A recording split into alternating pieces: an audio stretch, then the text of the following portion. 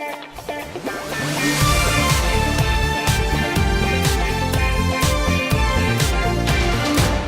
guys, welcome back to the channel. So I figured we'd do something a little bit different today rather than just the normal theory video or season 10 video. But yeah, today I wanted to talk about who has, in my opinion, the most tragic backstory in Ninjago. So how this video is going to work is I've selected a couple characters who I will talk about individually. And yeah, from there I'll try to determine who has the most tragic backstory out of these characters. So yeah, I hope you guys enjoyed this video and let's get started. Losing your parents is something that we've seen in many stories, and it is pretty much the same with Harumi. Her parents were killed by the Great Devourer, but I think what's even more tragic about her backstory, and is from her perception at least, is the way that she perceives the whole thing. She views it as the ninja's fault and develops a hatred towards them, and she views Garmadon as the hero. And that is kind of what makes her backstory a little bit more tragic than just losing your parents. It's the toll that this takes on her, and the path that after this event happens, the path that it goes down for her. After this, she is adopted by the royal family, and as revealed through the Garmadon Rules book, the Secrets of the Sons of Garmadon book, she had a very tragic childhood where she struggled with emotions, and who knows, maybe she probably had emotional problems. And she pretty much shut herself off to everyone, and especially her parents. And Hutchins was the only one who understood what Harumi was going through and tried to help her. And even Harumi shut herself off to Hutchins. And from there we can see how she kind of becomes evil, how she wants to bring back Lord Garmadon, and how she looks up to him, and how she despises the ninja and views them as weak and foolish. And I think what's really tragic about her backstory is how just one event changes everything for her and kind of, sends her down a path that she can never come back from. For the majority of the series, Ray and Maya were thought to be dead, but that all changed in Season 7. And it was actually shown that they had a pretty troubled backstory. Pretty much what happened is they were kidnapped by Crux, and the deal was that they would be taken and forced to work for him, and their children would be spared. And this backstory is extremely tragic because they pretty much miss out on their children's childhoods. And they miss out on their children growing up, and they have no other option but to leave young Kai and Nia, both of whom are really little. They're forced to leave them to fend for themselves, of course, with the help of other villagers and stuff, but they're forced to just walk away from them. And yeah, that creates a scene in Season 7, when Kai finds out that his parents are helping the enemy, that really angers him a lot. And I think this is really tragic, how they are forced to miss out on their children's life, and they can't be there for them. And this is all because they were taken hostage by Crux, and they were captive for a long time, definitely over a decade, maybe a few decades. They were captive, and they missed out on seeing their children grow up, and they weren't there for them. Garmadon probably has the most complex story in the entire series, and his backstory is included in that as well, and really tragic.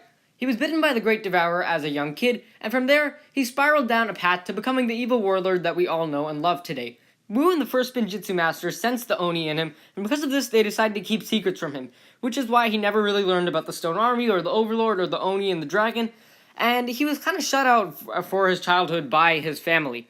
Now, in addition to that, as a teenager, in this shot particularly, he competes with his brother for Misako, and in the end, he is encouraged, and his evil wins over in this case. He signs the letter, and pretty much, he does something unforgivable to his brother, and that, in turn, gets him Misako's hand in marriage. Now, in addition to that, Garmadon has had a lot of conflict in these years when he was young, and this is shown especially when he is in the Serpentine War, and when he has to decide whether to fight with his master, Chen, or go fight with his brother with the Elemental Alliance, and he eventually does do that. Now things settle down for a bit, and he has a kid, but of course, he is evil, and he's not really a good guy. So he's forced to leave the kid when his instincts finally take over, and he becomes full evil. He fights Wu, and takes control of the golden weapons for a bit, but he is struck down and banished, and from there, he becomes full evil. His backstory is really tragic as, even as a young child,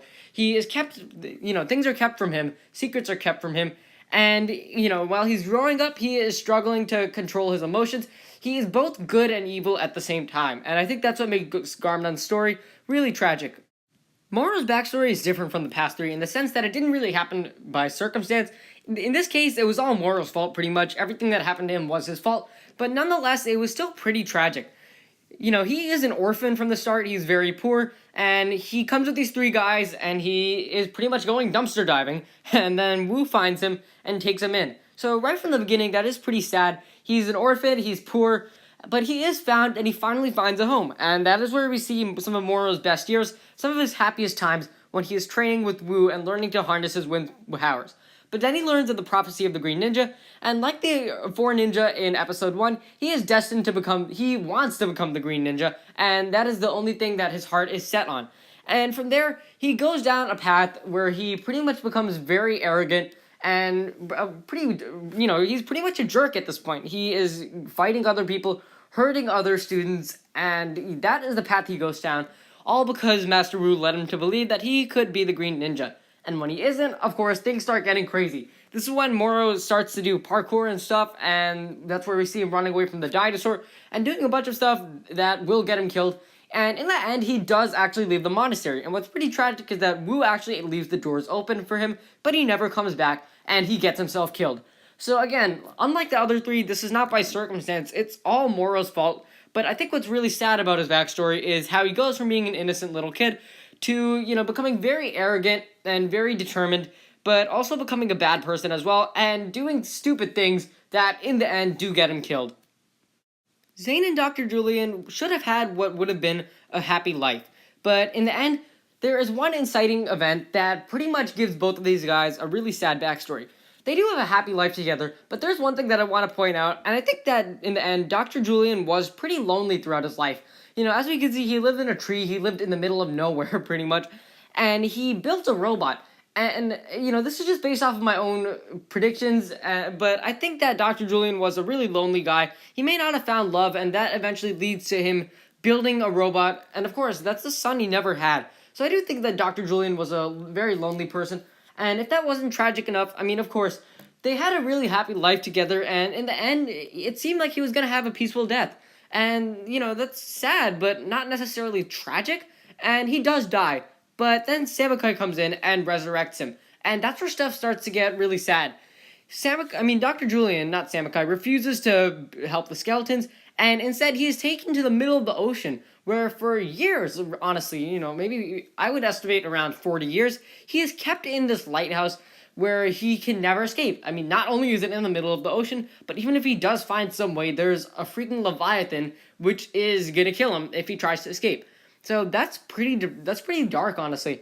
Now, Zane himself also has a pretty sad backstory as well. Of course, he had a happy life with Dr. Julien, but after that, his memory switch is turned off, and he forgot everything about his father. And Season 1 is about how he relearns his memory and learns who he is. But yeah, after Samukai did come into the treehouse, and Zane's memory switch was already off by that point, Zane is left in the middle of nowhere, actually, and he wakes up in a village with no memory of who he is, and he's forced to restart his life, and then he meets Wu again and becomes a ninja. But that still is really sad. I think what's really sad about Dr. Julien is how he should have had a really peaceful life, but instead he is forced to, by Samukai, he keeps living, and the next few decades for him are really rough.